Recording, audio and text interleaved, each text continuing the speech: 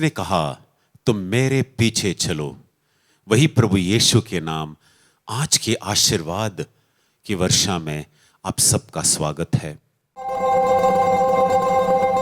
स्तुति, वचन, आराधना और गवाही, ये सब हम देखें, इसका लाभ उठाए, कृपा के ऊपर कृपा मिले, यही हमारा प्रार्थना है आप सबके लिए।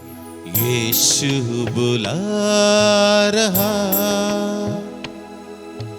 यीशु बुला रहा, तेरा नाम ले लेकर तुझे यीशु बुला रहा, यीशु बुला रहा, यीशु बुला रहा, तेरा नाम ले लेकर तुझे यीशु बुला रहा।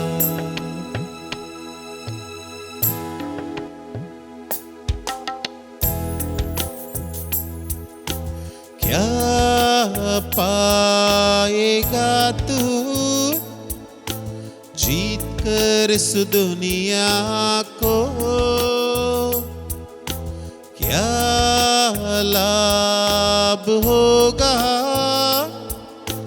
खोकर आत्मा को, क्या पाएगा तू जीत कर इस दुनिया को, क्या लाभ होगा खोकर आत्मा को। तू आजा यीशु के पास, तुझे यीशु बुला रहा, तू आजा यीशु के पास, तुझे यीशु बुला रहा, यीशु बुला रहा, यीशु बुला रहा, तेरा नाम ले लेकर तुझे यीशु बुला रहा, यीशु बुला रहा, यीशु बुला रहा, तेरा नाम ले लेकर तुझे यीशु बुला रहा। मेरे प्यारे भाई और बहनों, आज स्तुति के समय हम प्रभु यीशु को स्तुति और धन्यवाद दे। वो हमें नाम लेकर बुला रहा है। हम प्रभु यीशु के नजरों में अनमोल है। भले ही हमने कई सारे पाप किए होंगे, फिर भी हमने निर्णय लिया है कि हम पाप से लड़ेंगे, दोबारा पाप में नहीं गिरेंगे, जिएंगे तो यीशु के लिए। और यहां पर उदाहरण है हमारे ज़क्कियस भाई साहब का। प्रभु जानते थे कि वो पापी है। गुल्लर के पेड़ पर प्रभु यीशु ने ज़क्कियस को देखा तो था, लेकिन प्रभु यीशु ने उसे पापी कहकर नीचे नहीं बुलाया। प्रभु यीशु ने उसे नाम लेकर नीचे बुलाया। जब नाम लेकर प्रभु यीशु आपको और मुझको बुलाते हैं, मेरे प्यारे भाई और बहनों, इसका मतलब है प्रभु का प्रेम, उसका दया, उसका करुणा। वो नहीं चाहता कि हम पाप में रहे, वो नहीं चाहता कि हम पाप के गुलाम रहे। यीशु आपको और मुझको बुला रहा है, उसके साथ संयुक्त होकर जीने के लिए बुला रहा है। वो बुला रहा है ताकि हम विजयी जीवन जिए, हो सकता है कि कभी बीच में हम पाप में गिरे, लेकिन जिस तेजी से हम पाप में गिरेंगे, दुगुना तेजी से हम प्रभु यीशु के पास लौट आएंगे। यीशु आपको और मुझको बुला रहा है। यीशु आपको और मुझको बुला रहा है ताकि हम यीशु के साथ संयुक्त होकर, एक होकर जिए।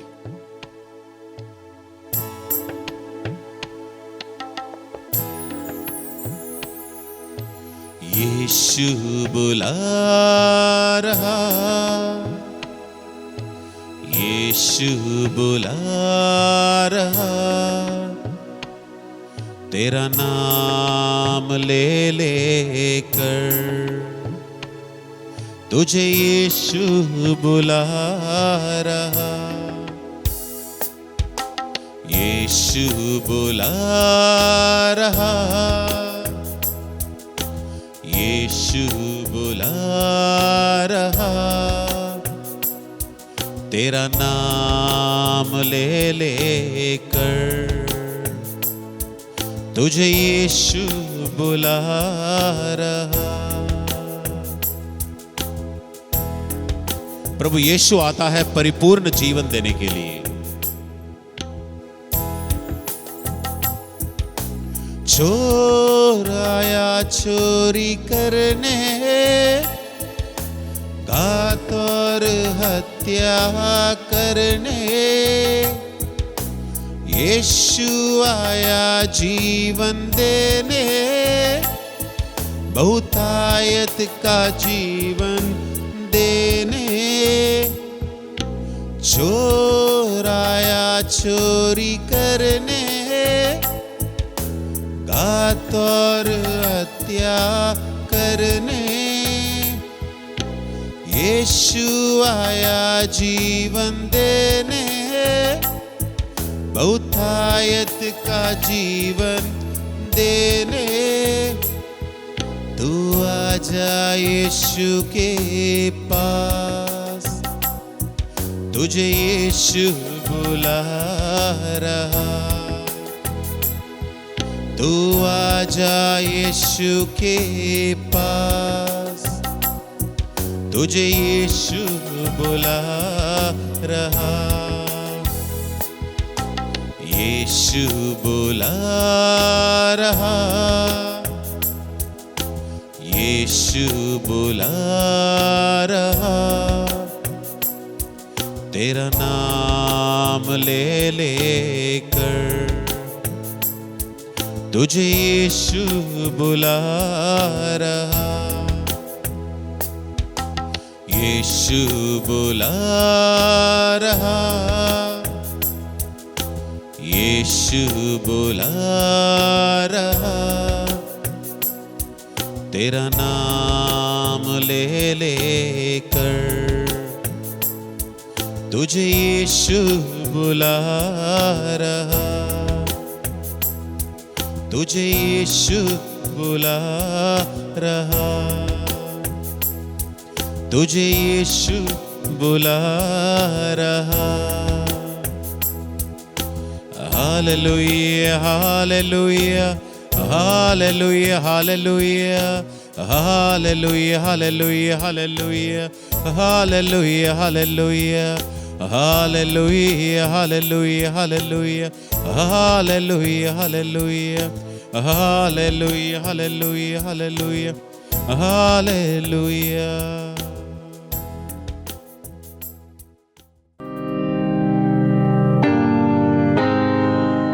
Press God. सबको जय यीशु। यीशु की स्तुति हो, यीशु की महिमा हो, यीशु को धन्यवाद। सभी सुनने वालों को जय यीशु। तो आज का हमारा विषय है परमेश्वर कौन है। यीशु ने कहा परमेश्वर आत्मा है। संत यूहन्ना अध्याय 4 वचन संख्या 24 में हम पढ़ते हैं। संत यूहन्ना अध्याय 4 वचन संख्या 24 ईश्वर आत्मा है और उसके आराधकों को चाहिए कि वे आत्मा और सच्चाई से उसकी आराधना करें। ईश्वर आत्मा है और हमें ईश्वर की आराधना आत्मा और सच्चाई से करनी चाहिए, ना कि ओठों से सिर्फ। आज हम मसीह लोगों के साथ एक समस्या है और समस्या ये है कि बाइबल समझ में नहीं आती। बाइबल बहुत सारे लोग तो पढ़ते हैं, लेकिन कई लोगों ने मुझसे कहा, ब्रदर हम बाइबल तो पढ़ते हैं लेकिन कुछ समझ में नहीं आता है। जब भी बाइबल पढ़ना शुरू करते हैं, एक तो नींद आ जाती है या फिर पढ़ा वाला वचन कुछ समझता नहीं है। ये हम बहुत सारे लोगों के साथ ये समस्या होती है। लेकिन इस समस्या का जड़ कहाँ है, ये जब हमको पता चलेगा, जब हम जड़ तक पहुंचेंगे तो हमारी समस्या का समाधान हो जाएगा। बाइबल हमको अच्छी तरह से समझ में आएगी। तभी यीशु ने कहा परमेश्वर आत्मा है, परमेश्वर प्रेम है, परमेश्वर ज्योति है। इसका कहने का क्या अर्थ था? परमेश्वर अपने आप को हमारे ऊपर कैसे प्रकट करता है? हम में से किसी ने भी परमेश्वर को देखा नहीं है, लेकिन हम ईश्वर को जानते हैं, पहचानते हैं। कैसे जानते हैं, कैसे पहचानते हैं? उसके वचनों के द्वारा ही वो अपने आप को हम पर प्रकट करता है।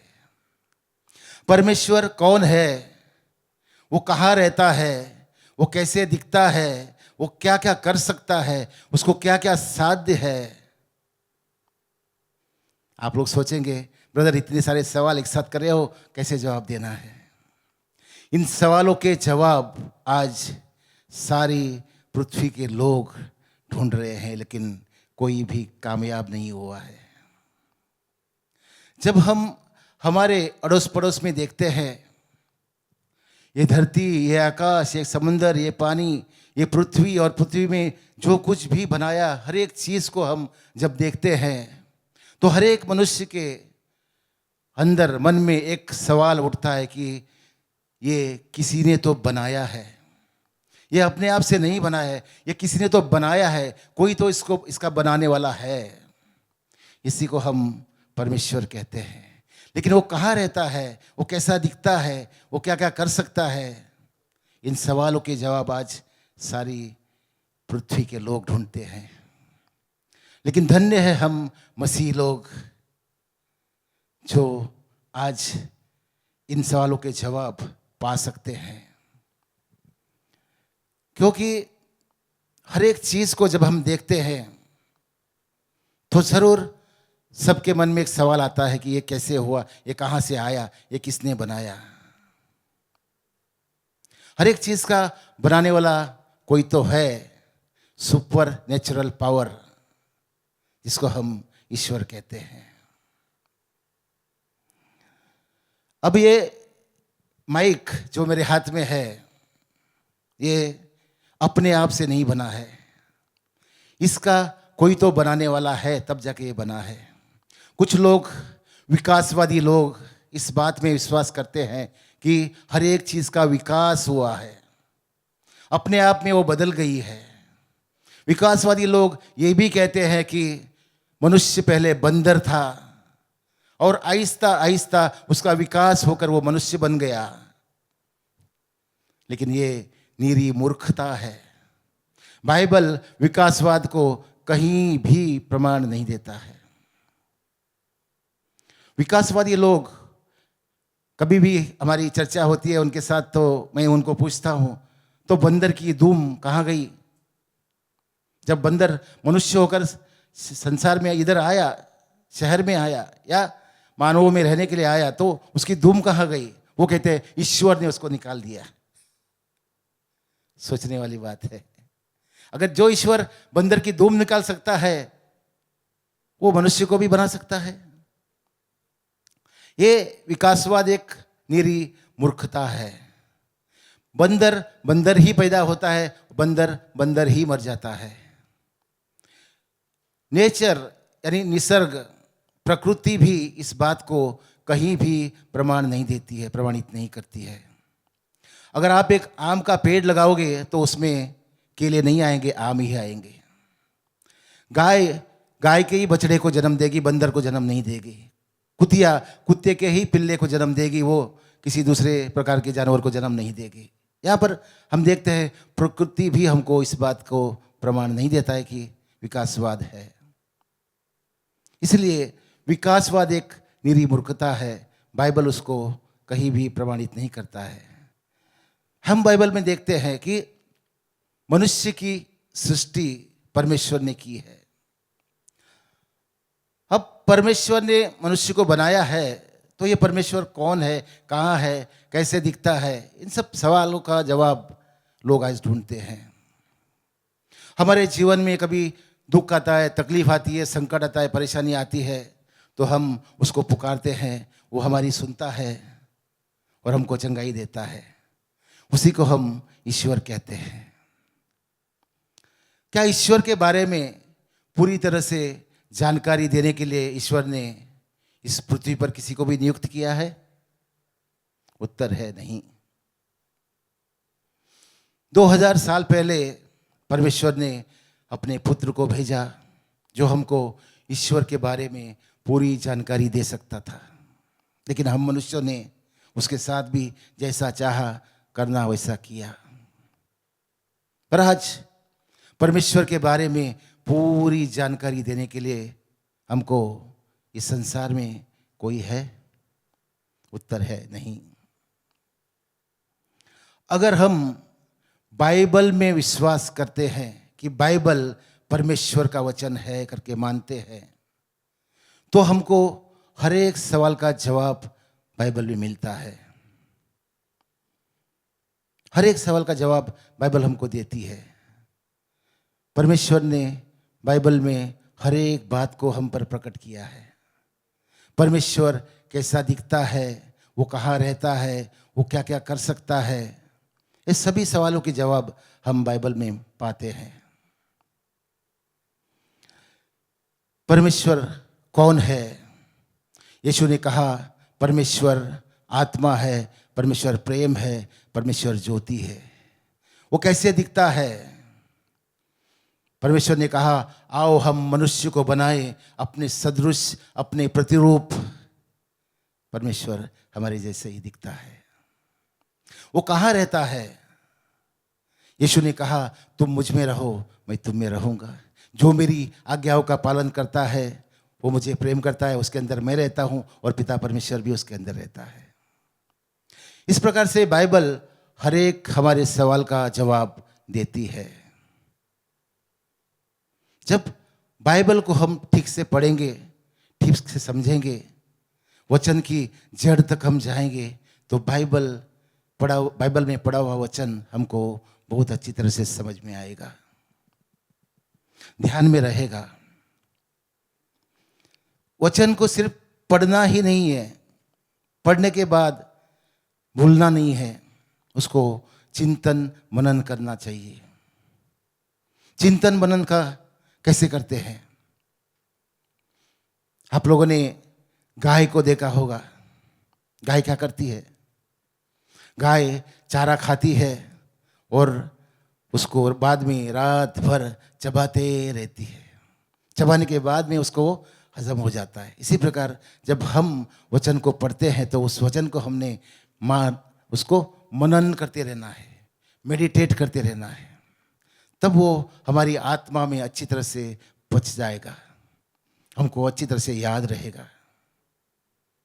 पढ़कर भूल जाना नहीं है। ऐसे परमेश्वर अपने आप को वचन के द्वारा ही हमारे ऊपर प्रकट करता है। और बाइबल को हम क्या कहते हैं? बाइबल को हम परमेश्वर का वचन कहते हैं।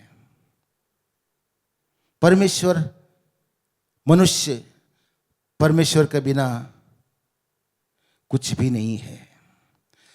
परमेश्वर के बिना मनुष्य शून्य है। लेकिन मनुष्य के बिना परमेश्वर परमेश्वर है। अगर मनुष्य झूठा है तो परमेश्वर की सच्चाई को कोई फर्क नहीं पड़ता है। मनुष्य अगर अधार्मिक है तो परमेश्वर की धार्मिकता को कोई फर्क नहीं पड़ता है। मनुष्य के बिना परमेश्वर परमेश्वर है, लेकिन परमेश्वर के बिना मनुष्य कुछ भी नहीं है, शून्य है। जब हम संत यूहन्ना के 6वें अध्याय में पढ़ते हैं, यीशु मसीह ने जब स्थापना की, परम प्रसाद की, तो वहां पर यीशु ने शिक्षा दी। यीशु ने कहा, स्वर्ग से उतरी हुई जीवंत रोटी मैं हूं। तुम्हारे पूर्वजों ने मान्ना खाया और वो मर गए, लेकिन मैं जो रोटी तुमको दूंगा उसको खाने के बाद तुम कभी नहीं मरोगे, तुम हमेशा के लिए जीवित रहोगे। यीशु ने कहा, स्वर्ग से उतरती हुई जीवंत रोटी, जीवित रोटी मैं हूं। जो मेरा मांस खाएगा, जो मेरा लहू पिएगा, वो कभी भी नहीं मरेगा, उसको अनंत जीवन प्राप्त होगा। यीशु ने यह भी कहा, जो मेरा मांस नहीं खाता है, जो मेरा लहू नहीं पीता है, उसको कभी भी अनंत जीवन प्राप्त नहीं होगा। जब यीशु ने इन बातों को कहा तो वहां पर एक गड़बड़ी हो गई। जितने लोग यीशु के साथ चल रहे थे, उन्होंने सुना और ये कहा कि ये कैसे हमको अपना शरीर खाने के लिए दे सकता है, ये कैसे हमको अपना रक्त पीने के लिए दे सकता है, क्या हम इसको नहीं जानते? ये तो यूसुफ का बेटा है, मरियम का पुत्र है, ये कैसे हमको अपना शरीर दे सकता है, ये कैसे हमको अपना लहू पीने के लिए दे सकता है? इन बातों को हम नहीं समझते। ये बातें बहुत कठिन है, कठोर है। इन बातों को सुनने के बाद बहुत सारे लोग, शिष्य जो यीशु के पीछे थे, वो चले गए यीशु को छोड़कर। बचे सिर्फ 12। उन 12 से यीशु ने कहा कि तुम भी जाना चाहते हो क्या? शिष्यों का जवाब था, प्रभु आप ही के पास अनंत जीवन के वचन है, आपको छोड़कर हम कहाँ जाए। यीशु ने ये नहीं कहा कि सभी लोग तो मुझे छोड़कर चले गए, प्लीज पतरस रुको, प्लीज यूहन्ना रुको, मुझे छोड़कर मत जाओ। ये नहीं कहा। यीशु ने कहा, अगर तुम भी जाना चाहते हो तो जा सकते हो। इसलिए परमेश्वर मनुष्य के बिना भी परमेश्वर है, और मनुष्य परमेश्वर के बिना कुछ भी नहीं है। परमेश्वर के साथ हमको जुड़े रहने के लिए सिर्फ वचन ही हमको परमेश्वर के साथ जोड़ कर रख सकता है। वचन को पढ़ने के बाद, उसको मनन करने के बाद, उसको चिंतन करने के बाद हम यीशु की उपस्थिति में आते हैं, क्योंकि यीशु ने कहा, तुम मुझ में रहो, मैं तुम में रहूंगा। तुम मुझ में रहो, मैं तुम में रहूंगा। और जो मुझ में रहता है और जिसमें मैं रहता हूं, वो बहुत फल लाता है। इसका मतलब जो यीशु में रहता है और यीशु जिसमें रहता है, उसका मसीह जीवन फलवंत होता है। वो किसी के ऊपर हाथ रखकर, बीमार के ऊपर हाथ रखकर अगर प्रार्थना करता है तो बीमार को चंगाई मिलती है। लंगड़े चलने लगते हैं, बीमार चंगे हो जाते हैं, मुर्दे जी उठते हैं। जिसके अंदर यीशु रहता है, ये चिन्ह चमत्कार उसके अंदर होते हैं। फिर यीशु ने कहा, तुम मुझ में रहो, मैं तुम में रहूंगा। तो यीशु में हम कैसे रह सकते हैं? यीशु हमारे अंदर कैसे रह सकता है? कैसे हम यीशु में रह सकते हैं? प्रार्थना करने के द्वारा, वचन पढ़ने के द्वारा, चिंतन मनन करने के द्वारा, चर्च में जाने के द्वारा हम यीशु में बने रह सकते हैं। जब इन कार्यों को हम निरंतर करते रहते हैं तो यीशु हमारे अंदर रहने के लिए आता है। और यीशु कहता है, मैं दाखलता हूं, तुम डालियां हो।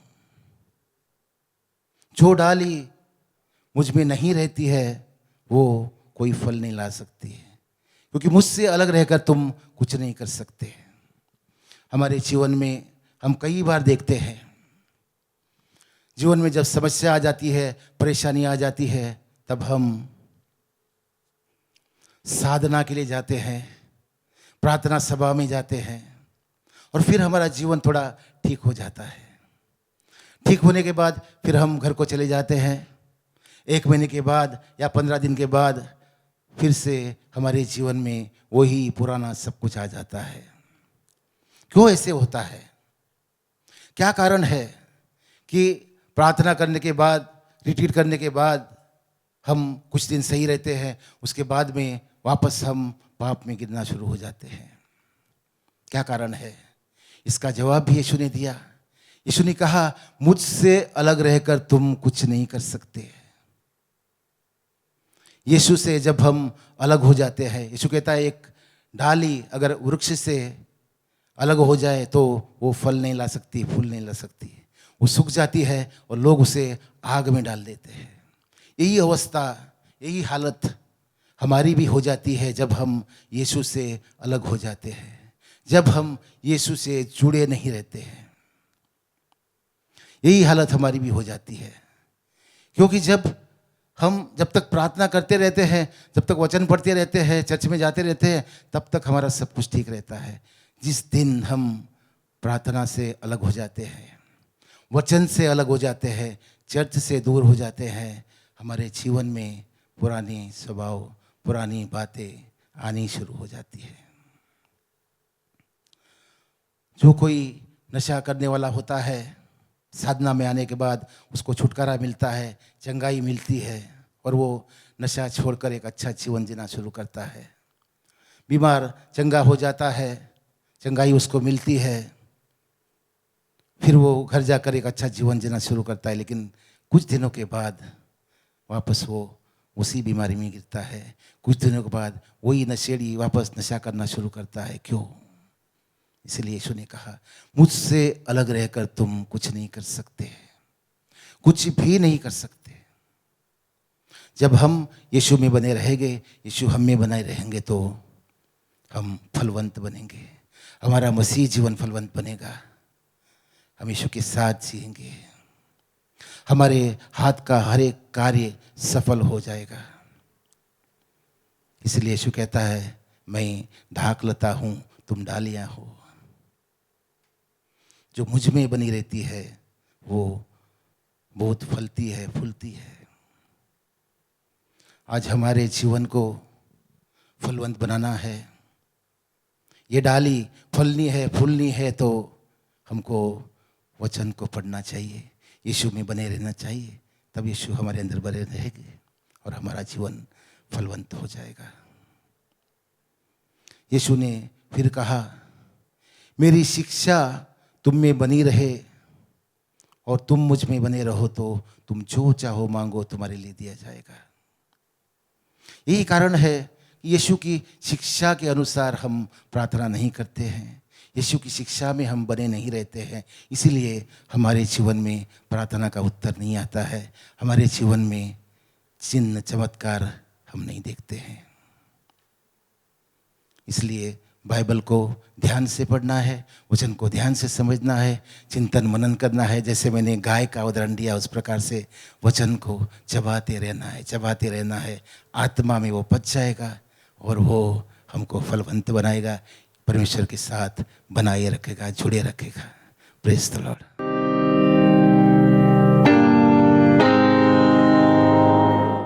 सभी को जय यीशु। मेरा नाम है प्रदीप, मैं गुजरात से हूँ। मैं पिछले 2 साल से सब्जी का व्यापार कर रहा था।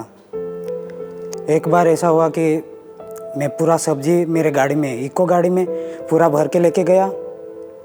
बाद में मार्केट में लेके जाने वाला था। मैं घर के पास से रास्ते के साइड में ऐसे गाड़ी खड़ी की और घर पे जितना भी तरबूज था वो भर रहा था गाड़ी में, और पूरा सब्जी भरा था, इको गाड़ी पूरा गाड़ी भरा था। बाद में पूरा दरवाज़ा बंद किया और पीछे का भी दरवाज़ा बंद किया। बाद में मैं घर जा रहा था। घर जाते टाइम धीरे से आवाज़ आया, कट कट करके आवाज़ आ रहा था। मैं पीछे मुड़ के देखा तो गाड़ी जा रही थी। रास्ते के किनारे पे था, वो रास्ते पे आ गई थी गाड़ी, ऑटोमेटिक आ गई थी। मैं गाड़ी देख के दौड़ के गया, पत्थर रखने गया तो पत्थर के ऊपर से गाड़ी चली गई।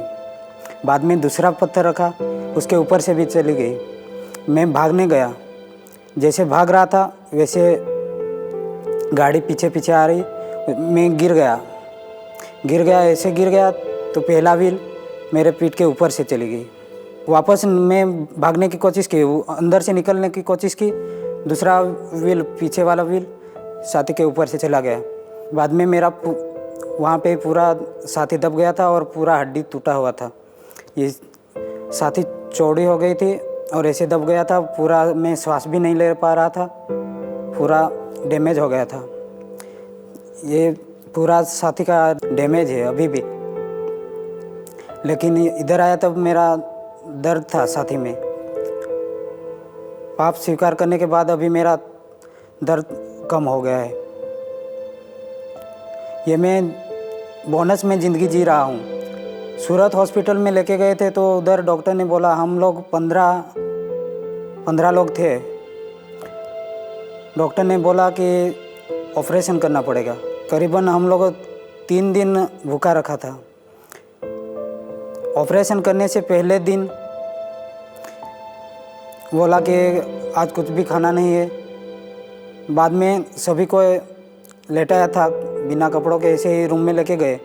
जस्ट ऑपरेशन होने के 1 या 2 घंटे पहले डॉक्टर ने बोला कि नहीं, आपको ऑपरेशन नहीं करना पड़ेगा, दवाई से आ जाएगी। क्योंकि मेरे शरीर में पूरा खून का घट हो गया था, पूरा पत्थर जैसा बन गया था। मेरे भैया मेरा सेवा कर रहा था और मेरे पापा साइड में खड़े होकर प्रार्थना कर रहा था। ऑपरेशन नहीं हुआ। बाद में 2-3 दिन मेरे को तकलीफ़ थी श्वास लेने की। मेरे को तो कुछ भी नहीं पता था। मैं होश में आया था करीबन 10 या 15 दिन के बाद होश में आया था। बाद में मैं एक्सरे और ये करने मेरे को भेजा तो मैं खुद पैदल चल के गया। तो डॉक्टर भी आश्चर्य हो गया कि हीमो चल के आया ऐसा सोच के सबको बोलने लगे वो डॉक्टर। और बाद में 2 दिन के बाद मेरे को हॉस्पिटल से डिस्चार्ज कर दिया।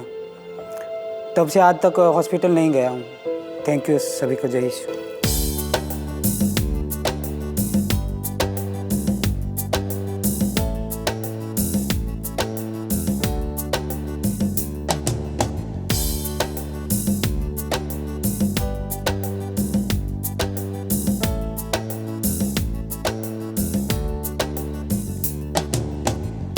आराधना हो आराधना, खुदावन यीशु की आराधना।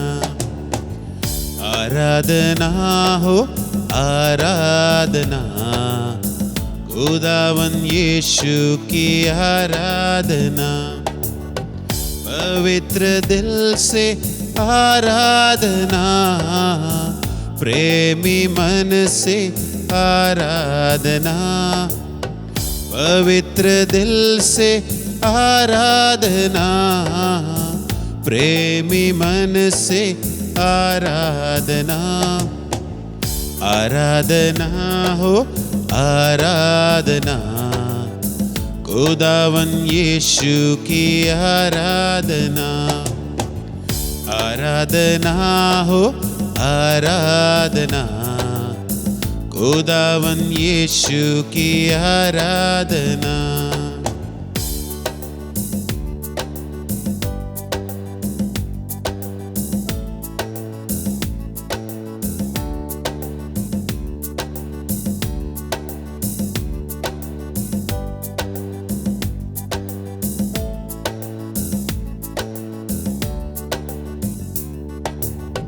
शांति दाता की आराधना, मुक्ति दाता की आराधना। शांति दाता की आराधना, मुक्ति दाता की आराधना। आराधना हो आराधना, खुदावन यीशु की आराधना, आराधना हो आराधना, खुदावन यीशु की आराधना।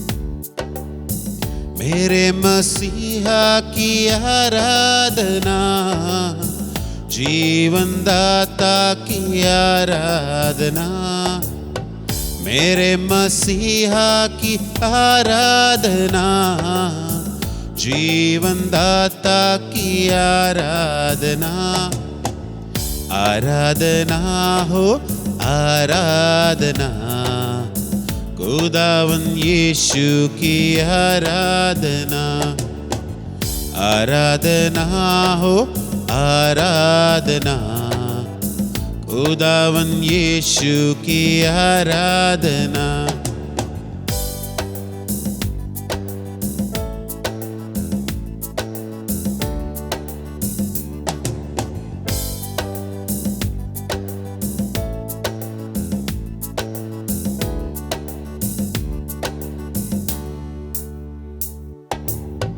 दूतों के संग संग आराधना, स्तुति प्रशंसा आराधना, दूतों के संग संग आराधना, स्तुति प्रशंसा आराधना, आराधना हो आराधना, खुदावन यीशु की आराधना, आराधना हो आराधना, खुदावन यीशु की आराधना, आराधना हो आराधना, खुदावन यीशु की आराधना, खुदावन यीशु की आराधना, खुदावन यीशु की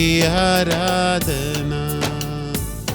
hallelujah hallelujah hallelujah hallelujah hallelujah hallelujah hallelujah hallelujah.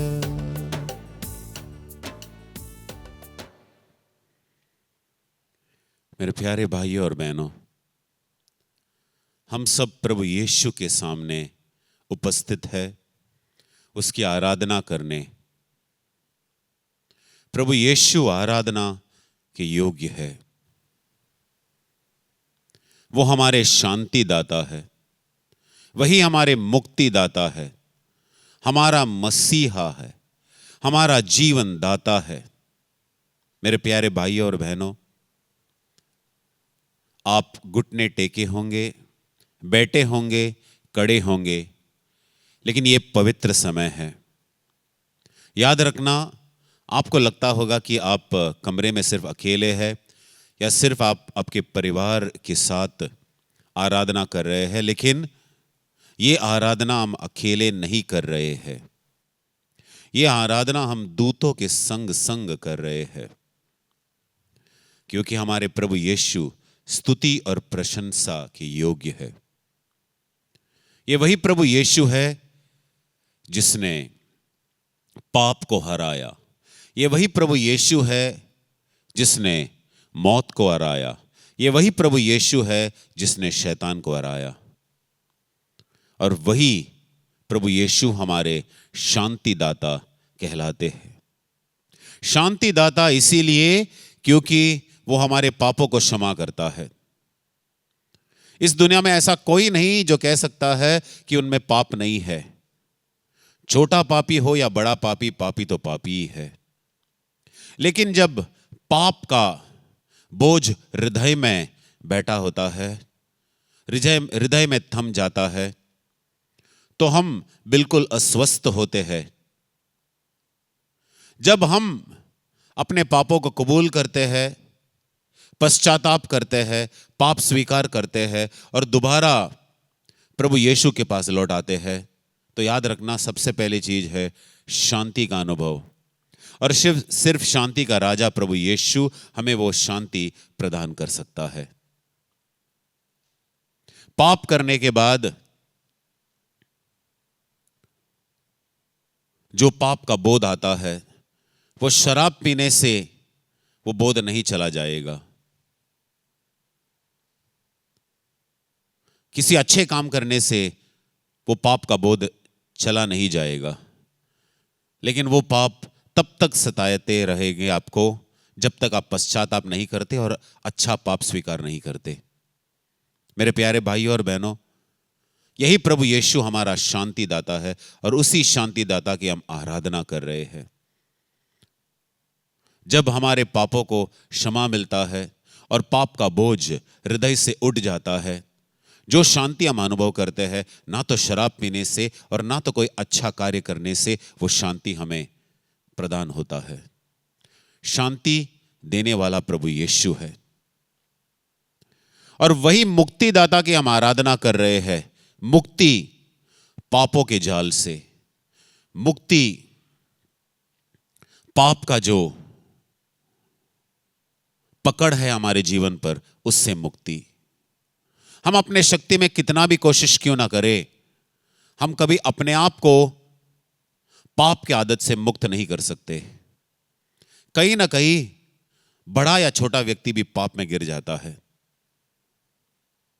लेकिन बाइबल हमें यही सिखाती है कि हमारा एक मुक्तिदाता है और उस मुक्तिदाता का नाम प्रभु यीशु मसीह है। वही हमें पापों से मुक्ति दिलाता है। उसी मुक्तिदाता की हम आराधना करें, जीवन दाता की आराधना करें।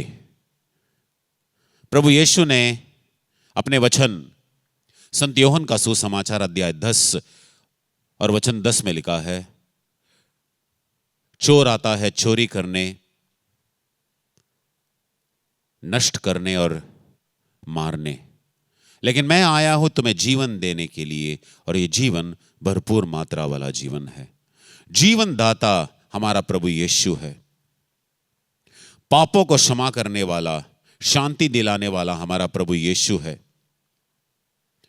पाप के पकड़ से मुक्ति दिलाने वाला हमारा प्रभु यीशु है। भरपूर मात्रा में जीवन दिलाने वाला हमारा प्रभु यीशु है और उसी प्रभु यीशु की हम आराधना कर रहे हैं। और वही प्रभु यीशु है जो हमारा मसीहा है। वही प्रभु यीशु है जो हमारा मसीहा है, अभिषिक्त है पवित्र आत्मा से। और ये वही प्रभु यीशु है जो कहते हैं कि मेरे नाम पर अगर तुम पिता परमेश्वर से पवित्र आत्मा को मांगोगे तो वो तुम्हें पवित्र आत्मा जरूर प्रदान करेगा, जरूर देगा। हाँ मेरे प्यारे भाइयों और बहनों, ईसा मसीह, ये वही मसीह है जो हमें पवित्र आत्मा प्रदान करता है ताकि हम एक परिपूर्ण जीवन जिए, और उसी यीशु मसीह की हम आराधना करते हैं। स्तुति और प्रशंसा द्वारा हम आराधना करते हैं। वही हमारा खुदावंद है, हमारा प्रभु यीशु। मेरे प्यारे भाइयों और बहनों, हो सकता है कि इस समय आप किसी पाप में फंसे हो और पाप का अपराध बोध जो है आपके मन में लगा हुआ है। एक ही रास्ता है मेरे प्यारे भाइयों और बहनों, पाप को छिपाने से मनुष्य को कोई लाभ नहीं, ना तो कोई उन्नति और प्रगति है, लेकिन पाप का खुलासा करने से और उसे छोड़ देने का निर्णय से ईश्वर हम पर दया जरूर दिखाएंगे। यही वचन कहता है। अगर हम पापी है, हम में कोई पाप है, कल भी हमने कोई बड़े पाप किए हैं, तो प्रभु यीशु के पास आए, खुले दिल से प्रभु यीशु से कहे, प्रभु मुझे क्षमा करना, और अगले अवसर पर आप पाप स्वीकार के संस्कार में भी भाग लोगे। मन में ठान लेना है कि इस पाप से मैं लड़ाई करूंगा और इस पाप से मैं समझौता नहीं करूंगा, इसमें नहीं गिरूंगा। और स्वर्ग से शक्ति ईसा मसीह ने दिया है, पवित्र आत्मा, जिसके कारण मैं पाप से लड़ाई करूंगा। मेरे प्यारे भाइयों और बहनों, 2000 साल पहले भी पापी प्रभु यीशु के पास आए, दुखी प्रभु यीशु के पास आए, बीमार प्रभु यीशु के पास आए, लाचार प्रभु यीशु के पास आए। मुझे नहीं पता कि आपका मन का अवस्था क्या है। क्या आप पाप में गिरे हुए हैं? क्या आप दुखी है? क्या आप बीमार है? क्या आप लाचार है? तो मेरे प्यारे भाइयों और बहनों, आपसे एक ही चीज कहना है, आप सही जगह पर आए हो। यही प्रभु यीशु है जिसकी हम आराधना करते हैं, हमारे शांति दाता, मुक्ति दाता, हमारे मसीह, हमारा जीवन दाता, स्तुति और प्रशंसा के योग्य। मेरे प्यारे भाइयों और बहनों, सिर्फ अपने जरूरतों को नहीं, अपने परिवार के जरूरतों को प्रभु यीशु के चरणों में समर्पण करना। आप अपने मित्रों के लिए भी प्रार्थना कर रहे हो, उनके जरूरतों को भी समर्पण करना। हम चालीसा के समय के बहुत नजदीक है। अगर हम अपवित्र जीवन जी रहे हैं तो हम प्रभु से प्रार्थना करेंगे कि हम इस चालीसा के समय पवित्रता को अपनाएंगे और जीवन भर पवित्रता में रहेंगे। शैतान से लड़ाई करेंगे, पाप से लड़ाई करेंगे। मेरे प्यारे भाइयों और बहनों, इस समय जब आप पूरे अच्छे दिल से प्रभु यीशु की आराधना कर रहे हो, रोटी रूपी प्रभु यीशु की आराधना कर रहे हो, प्रभु यीशु आपको स्पर्श करके आशीष दे रहा है। वही क्षमा करने वाला प्रभु यीशु है। आंसू बहाकर प्रार्थना करना है। मेरे प्यारे भाइयों और बहनों, अगर आप घुटने टेके हुए हैं, खड़े हैं, हाथ उठाए हुए हैं, अब हम इस आराधना के अंतिम आशीर्वाद को स्वीकार करें। फादर जी आएंगे, हम प्रभु यीशु से अंतिम आशीर्वाद को स्वीकार करें।